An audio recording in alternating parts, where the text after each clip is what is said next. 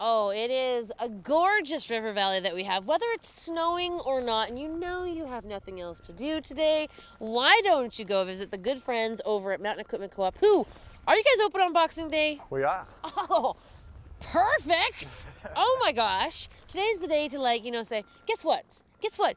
Partner, parents, kids, family, grandparents, because cross-country skiing, am I right, guys, is probably right for just about everybody and anybody. Fear of downhill skiing, no problem. Fear of falling over, don't worry about it. The distance is basically your height. This is a great way to get probably as fit as you possibly could ever want to be.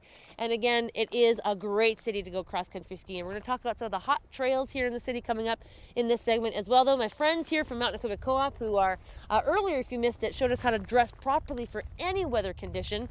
But Carter, Brad, Margaret, thank you guys so much for joining us. And Brad, I'll start with you because you are, in your hot little hands, showing us a waxable pair of cross-country skis.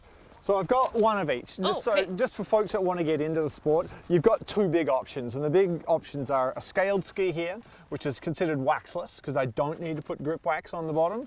Or I've got what looks like a ski that has no wax, but I put my own wax on the base here for my grip. This is a really, probably very basic question. Why do you need wax, or why do you need a grip? I need grip to propel myself. So basically you're weighting onto your foot and you're pushing yourself off. Right. And you squash the ski down so that the center touches the snow, and that's where I get my grip from. Right. Then when I push off and get into a glide, I actually end up weighting the skis fairly evenly. The skis are cambered, so the weight comes off the middle and I glide on the tip and tails. So I'm guessing what would be the advantage to having waxable skis when you have skis that don't need to be waxed? You've got everything. Like anything, this isn't going to be perfect for all conditions. Gotcha. Whereas I can put different waxes on that are temperature rated to suit different, I even had a little wax thing in my pocket here. So like this is a thing of wax that I've just put on. This one's designed for -8 to -15, -10 to -18. So if it's warmer conditions, then this wax is no good anymore. We're going to take it off and put a new wax on it. It's also a bit of an art in that you often get it wrong, or the temperature's slightly different, or it changes through the day, it wears off and I lose my grip.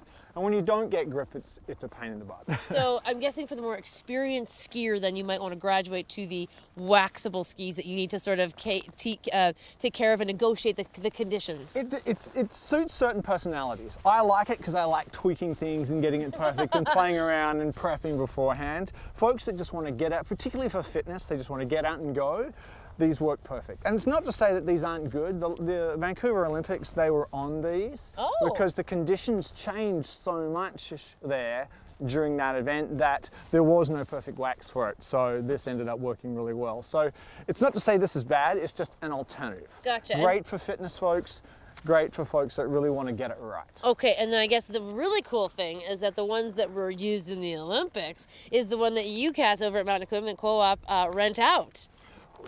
Sort of. I was trying to make people think that they're Olympic athletes. We rent the waxless skis. Exactly. Obviously, those guys are on way higher performance skis than what we rent. But you should still pretend that when you're on them that you're preparing for the Olympics. And we find it's about half and half. There's a huge revival in cross-country skiing at the moment, and we've seen a lot more people interested in buying into the sport. A lot more people in river valleys again. And it's about 50-50 as to what people are buying. Gotcha. All right, let's get these two moving because I know Brad and Margaret looks like he's chomping. Brad is an awesome instructor and a wicked cross-country skier. Margaret, equally as talented. But before we send them on their way, a couple of things that people need to be mindful of because I think this is a sport that's good for everybody. Would you agree? It is, yep. Well, the beauty of Edmonton is that they groom so much of the city. So what I mean by groom is they come through and they actually set tracks. These are track set skis, so they're designed to go where track's already been made, as opposed to wandering off into the wilderness and making your own trail. And the city grooms a lot of the trails in the city. So really it's just picking a place that has, if you're a beginner, you're going to want something that doesn't have too many hills. And then it's just getting out there and trying it out. Okay, well, I'm going to send these two on their way because I want to, actually, this is a great place to sort of showcase right now because we're at Government Hill Park. There's the hint that somebody has been cross-country skiing. And so Carter, let's talk cross-country etiquette. Am I guessing that you'd want to stay within the trail then? Yeah, so you want to stay in the trail. There's nothing set here, but any of the track set places, you want to stay in the trail. Many of the parks have two trails, so you want to stick to the right-hand side. Let folks know when you're coming up behind them and you're going to be passing them. And is it like biking where you need a bell? yeah, essentially. Well, I don't think you need a bell, but yeah, essentially you want to let someone know you're coming up behind them and you pass them. Take the right-hand trail and try not to destroy the tracks. And of course we're telling them to Brad's like, do you want us to keep going? This again though, like we're here at Government Hill Park. We just came to do this shoot.